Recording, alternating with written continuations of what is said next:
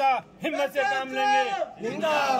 जब जब भी जरूरत पड़ी कांग्रेस ने आम जनता का साथ दिया, आम जनता के, और यही नहीं आने वाले समय में राहुल गांधी ने कहा कि नहीं हम जातिवाद जाति गणना करा करेंगे, पिछड़ों को न्याय दिलाएंगे, SC गरीबों को न्याय दिलाना करेंगे। केवल चंद व्यक्तियों को में बड़ा दर्द के काम कर सकता है। मैं हरदम कहता हूं इस देश का सबसे कमजोर प्रधानमंत्री कभी नाथद्वारा नगर में कांग्रेस कमेटी द्वारा मंगलवार सुबह उपखंड कार्यालय पर प्रदर्शन करते हुए राष्ट्रपति के नाम SDM को ज्ञापन सौंपा।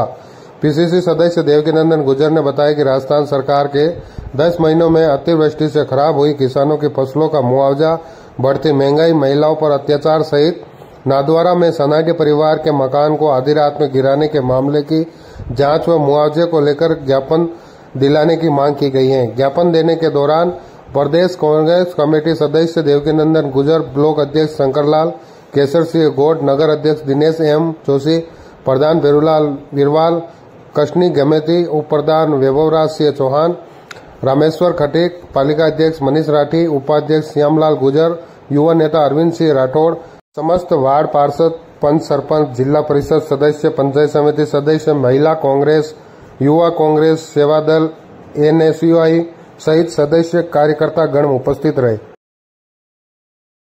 आज जो ज्ञापन दिया है कांग्रेस पार्टी ज्ञापन दिया तो PCC की तरफ से था।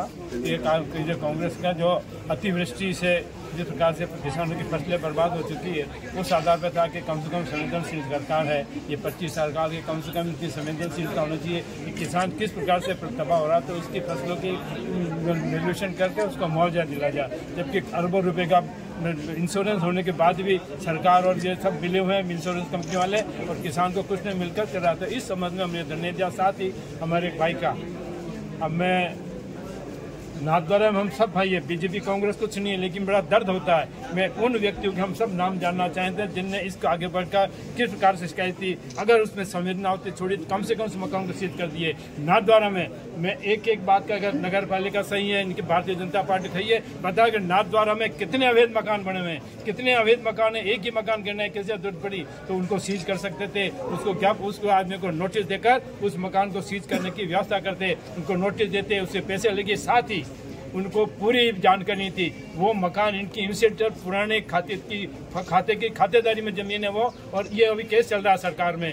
ये भी बात करके जीतेंगे, जिस दिन जीतेंगे ये नगर पालिका कर्मचारी, नगर पालिका जो अधिकारी जिनने ये ऑर्डर दिया उसको हम पूरी क्षतिपूर्ति पूरी वसूल करने का काम करेंगे। साथ ही मुझे अब ये सब भाई पधारे उसके लिए मैं इनको बहुत धन्यवाद दूंगा। अब मैं आपसे एक निवेदन करता हूँ, हिम्मत मर्दा मदद खुदा, और है कि नहीं है, एक आदमी हिम्मत, एक सबके साथ और सबके साथ, एक सबके साथ हम। साथ ही मेरा निवेदन है, मैं सबसे आपसे कहता हूँ, अरे महात्मा गांधी हिंदुस्तान में कितने थे?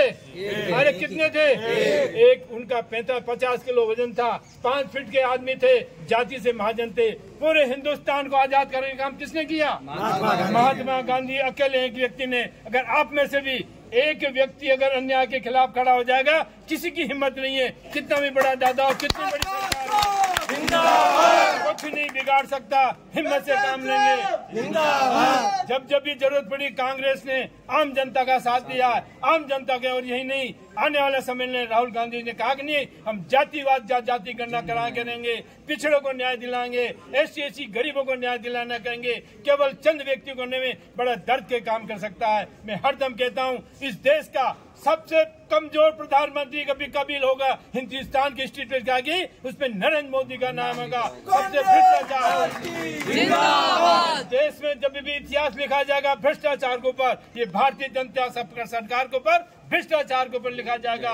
किस प्रकार से भ्रष्टाचार है, किस प्रकार से आम आदमी को करने की बात है। दोस्तों आप सभी मीडिया देखते हैं, पेपर देखते हैं, अब किस प्रकार से मीडिया के लिए भी दर्द होता है कि मीडिया जो एक चौथा स्तंभ था प्रजातंत्र का, किस प्रकार से बिकाऊ हो गया, किस प्रकार से गुलाम बन गया। अगर ये स्थिति रही तो हिंदुस्तान को एक बार फिर, मैं नौजवान हिंदुस्तान को एक बार फिर आजादी की लड़ाई लड़नी पड़ेगी, फिर हमको बलिदान देना पड़ेगा।